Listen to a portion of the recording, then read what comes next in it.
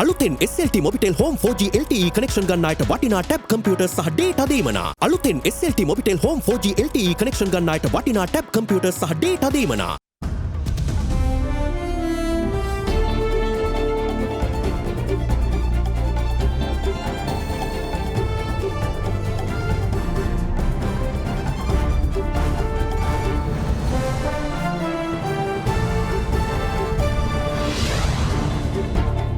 In your headlines tonight, making a hash of it.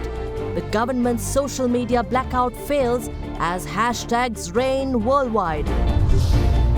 One voice, emergency laws and curfew didn't keep protesters at home. University students face tear gas and water cannons,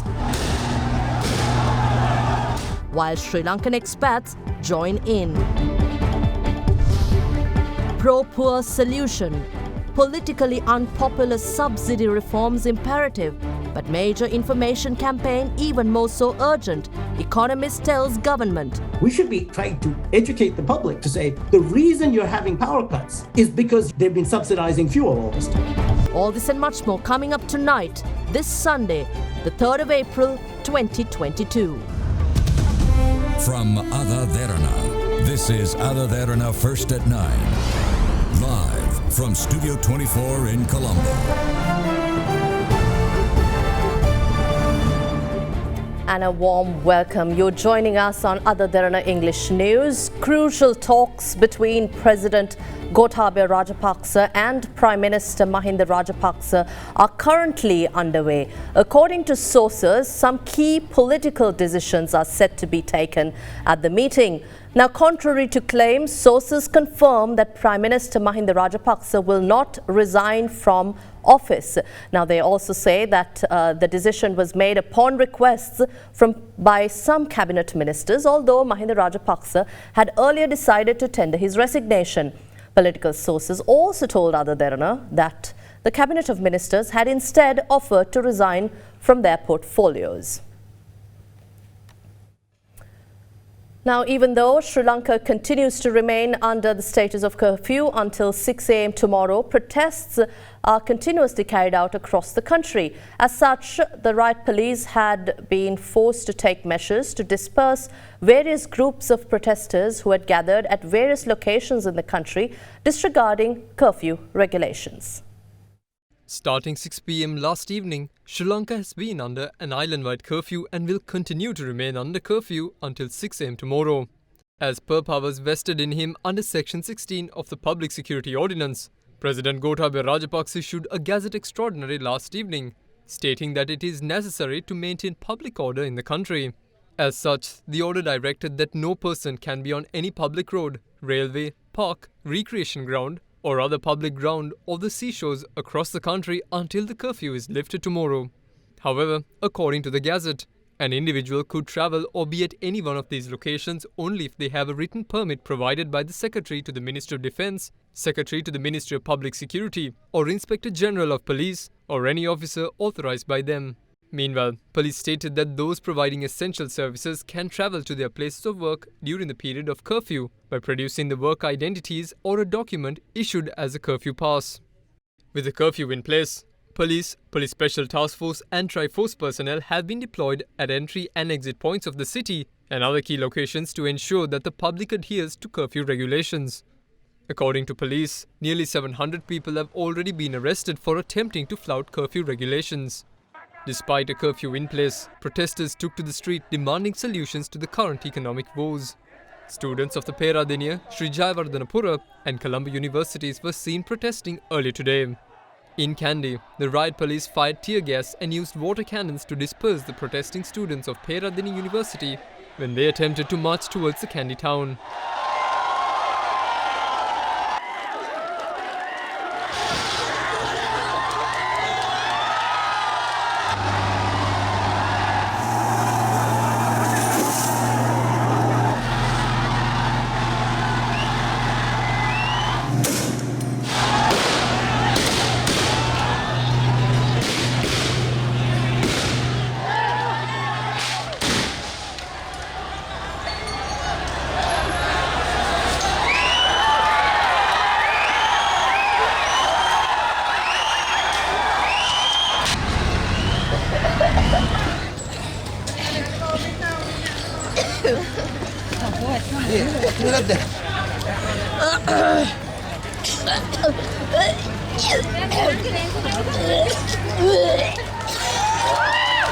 People in a number of areas across Colombo and other parts of the country were also seen in protest, despite emergency laws in force.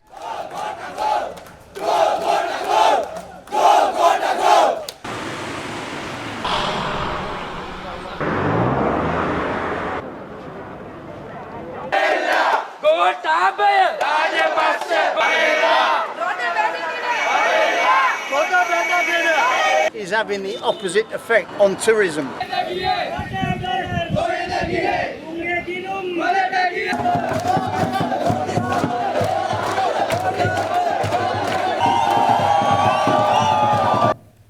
Now, Sri Lanka once again experienced a social media ban despite the block on social media platforms from midnight yesterday until 3:30 p.m. today. Media analysts and cybersecurity professionals are of the view that the block served little to no purpose, as social media users were easily able to circumnavigate the restriction and gain access to the platforms once again. At midnight yesterday, a ban on some of the most used social media platforms, Instagram, WhatsApp, YouTube, Twitter, Facebook and Viber, were imposed. The Director General of the Telecommunications Regulatory Commission of Sri Lanka said that service providers had been advised to temporarily restrict access to social media websites upon a request by the Ministry of Defence. The ban on popular social media platforms came amidst a state of emergency and a curfew that is scheduled to be lifted at 6 a.m. tomorrow. However, at around 3:30 p.m. today, the TRCSL lifted the ban upon advice from the Ministry of Defence. Chairman of the TRCSL stated that the move was imposed in the interests of the country and people in order to maintain calm. AdaDerana English News spoke to a media activist and cybersecurity professional on Sri Lanka's latest move to block social media networks. Social media blocking is akin to a digital curfew. The law enforcement authorities, the telecom regulator, the service providers, and everybody else, all the stakeholders need to have some understanding on what a digital curfew is and when it is justified and warranted, and when that is declared, how actually it will be rolled out. So that is something we need to evolve very soon. Otherwise, there will be chaos and confusion just like we had earlier today. So the social media ban that was effective from basically last night to about 3:30 in the evening today, it was not completely unexpected because a lot of users, a lot of social media users in Sri Lanka, given the fact that this is our fourth social media blackout, everyone was ready. And anyway, the moment before even the ban was officially announced, social media users were savvy enough to understand that the ban was in place and quickly switch over to VPN apps that were allowed to circumnavigate these social media blocks. The effectiveness is questionable there. Now, what insights can we draw into the constitutional rights of the people in a time as the economic crisis and the transformation into a political crisis as this? I've invited to join us virtually live right now President of the Bar Association of Sri Lanka, President's Council, Salia Pires. A very warm welcome to you and thank you for joining us, Mr. Pires. Now, we're talking about the social media ban and how it has impacted society, but at the same time people circumnavigated the ban and were on social media. But what is the legal background to this? What constitutional rights do the people have at times as these? So the social media ban, in fact, the Bar Association of Sri Lanka has issued a statement on the ban of the social media, and we called upon the TRC to immediately to remove the ban. We think that the freedom of the right to disagree, the right to dissent is a very important aspect of fundamental rights. It is part of the freedom of expression. In the context of social media, it is part of the freedom of expression. And so the freedom of expression includes the freedom of speech, the freedom of publication. And when you say the freedom of expression, a person can express himself in many ways. It can be in writing, it might be by a symbol, it might be by some sort of symbol, even by one silence one can express oneself. In so many ways, Justice Mark Fernando has held in a particular judgment that the voter expresses himself when he marks the cross on the ballot paper. So in so many ways, people express themselves. So social media today is equivalent to what a newspaper or a TV channel or a radio was 20 years ago. And it is important that social media be allowed, people be allowed to express themselves, express their views through the social media. Now, it might be sometimes what people do express on social media might be unpalatable. One might not like what is said. But that is I'd like to talk about that, how governments can contain hate speech to misinformation, to disinformation. But before that, Mr. Pires, I'd like to clarify on the constitutionality of also protests and marches at a time of a state of emergency and curfew, because our headline story was that we saw protests defying an ongoing state of emergency and a curfew. Yes. So once again, the Bar Association yesterday, we issued a statement in respect of the declaration of the state of emergency. So the emergency is imposed for publics under the Public Security Ordinance, and it is when the country faces a security threat, when there is a threat to public security, that the president may declare a state of emergency. It has to be subsequently ratified by, it has to be confirmed by Parliament, but nevertheless, that is the basis for a state of emergency. Now, when a state of emergency is declared, the president gets an extraordinary power. That is the power to make emergency regulations. And under the emergency regulations, the president can suspend, override, amend any law, except the Constitution. So fundamental rights, the freedom of expression, are constitutional rights. Now, freedom of expression is not absolute. Similarly, we have another very important right connected to protest, that is the freedom of peaceful assembly. Right. And again, there is another right, the right to travel within Sri Lanka. Now, all these rights are subject to certain restrictions. One of those is in the interest of public order. So if they are in the interest of public order, fundamental rights can be restricted. So freedom of speech, freedom of expression, the right to protest can be restricted for public order, but only to that extent. Only to the extent that it is necessary to maintain public order. Right. So for instance, if yes. Sorry. Does that mean walking to the streets, marching to the streets at a time of curfew and emergency law should be strictly adhered to? No. So one must make a distinction between the emergency regulations and the curfew. The emergency regulations, up to now, we do not know what the regulations are. And so far, we have not seen what the emergency regulations are. So even if the president declares a state of emergency, that would depend on what the regulations are imposed. Now, even regulations which are imposed, the Supreme Court has held in a very important case called Joseph Pereira versus the Attorney General, that when regulations are imposed, they must have a nexus, a connection to the core, to the objective, which is sought to be achieved. So if you want to preserve public order or national security, public security, you can make regulations only to that extent. Right. So banning, so there would be, so prohibiting a peaceful protest would not come within the scope of the restrictions envisaged by the Constitution. Only to the extent which is necessary. So if a person holds a placard outside his home, or if people gather for a peaceful protest, that is not that could not be prohibited by emergency regulation. But anyway, up to now, we have not seen what these regulations are. Right. Now, your next question. Yes. Is on the, sorry. Yes, I'll add another question due to the time constraints on the news. Adding to it, what of the rights of the protesters? We saw attorneys appearing free of charge on behalf of those arrested. But what of the rights, the human rights angle to the protesters here? Yeah, so first of all, once again, those who are engaged in peaceful protests have a right to do so.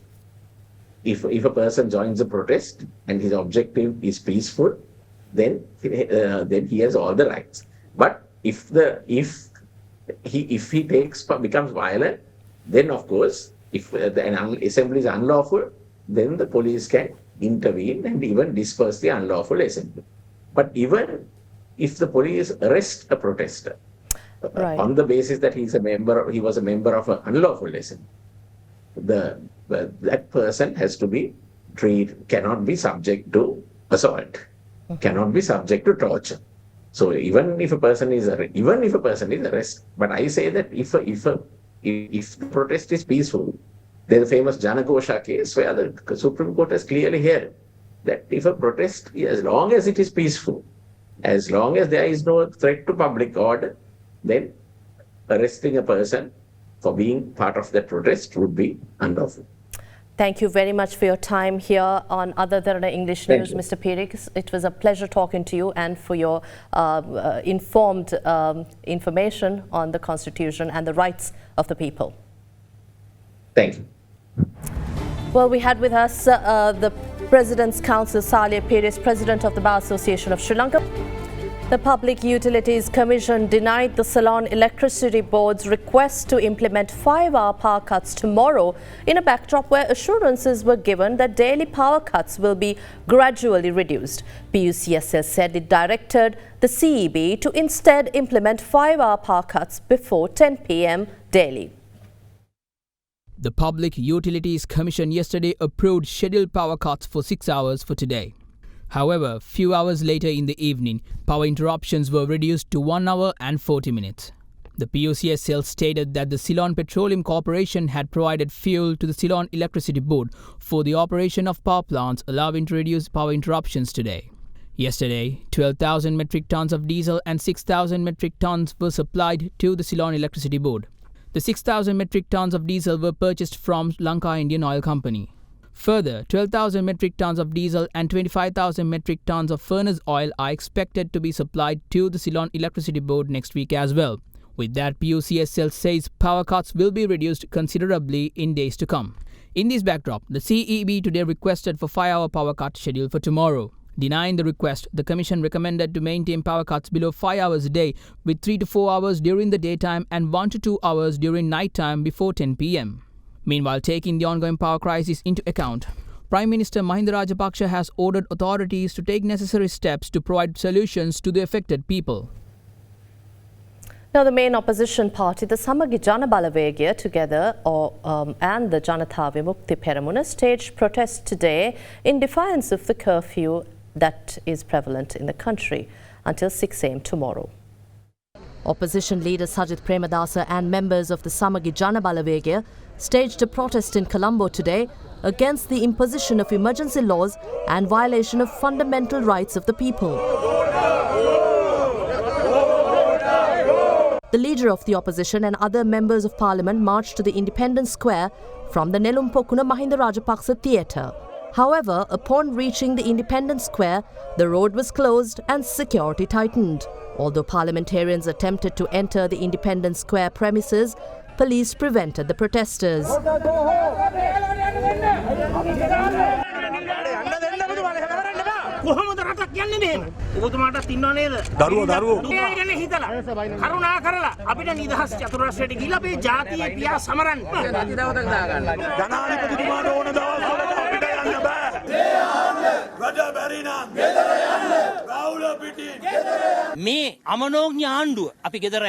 After protesting for about an hour and a half, the parliamentarians dispersed. Meanwhile, a protest organised by the JVP was held in front of the Maharagama police station today. Later, the protesters marched to the Maharagama junction to demonstrate their opposition. Well, also taking you to a statement by former Prime Minister Ranil Wickremesinghe to a foreign media unit. Leader of the United National Party, former Prime Minister Ranil Wickremesinghe, urged the government that acting as per the IMF report on Sri Lanka is the need of the hour. During this interview with a foreign media outlet, he also said that Sri Lanka will be unable to pick up on tourism as the government failed to present a plan on which tourists are being attracted to the country. Is there a solution to the ongoing crisis? Many critics and insiders say that the government does not even have a plan in place to tackle the ongoing shortages. In our view, we have to accept the IMF report and act accordingly. Secondly, that we should go up to the IMF with a full-fledged plan, which is possible to be worked out, at least the skeleton of it. Then you can flesh it later. The need for the budget to have a relook at the budget and may take it away from being a development budget into a budget that looks at social welfare and provides a safety net. The banks are very shaky. You need a safety net under the bank. So these have been given, but whether the financial authorities will carry it out is another question. The government seems to be unable to force the financial authorities to carry out these instructions. Let's talk about tourism now. It was one of the mainstays of the economy, a sector that was of course hammered by the pandemic. Now with the world opening up, is there hope that Sri Lanka's tourism will pick up and help save the economy? No, it will not pick up. For two reasons. We didn't have a plan during COVID who are the tourists we are going to attract. And we should have really tried to attract the high-paying tourists, which is what Maldives are doing. Instead of which, they focused on Ukrainian and Russians, and the room rates have gone down by about 30%, 40%. Now the Ukrainians have stopped coming and the Russians have stopped coming. Those who are here are being looked after by the hotels at their expense. Secondly, which means with the economic crisis, certainly the European countries have told the visitors to be careful of coming to Sri Lanka. I think the Indian visitors will also fall. No, there won't be any addition to tourists. There will be a shortfall. We put too much onto tourism. It had to be a medium-term plan. It couldn't have been a short-term one. And you're paying the price for it. Then, as a result of the Ukraine crisis, I suppose that's impacting on Sri Lanka. It only aggravates an existing economic problem. It is not the source of it. It just aggravates the existing economic crisis.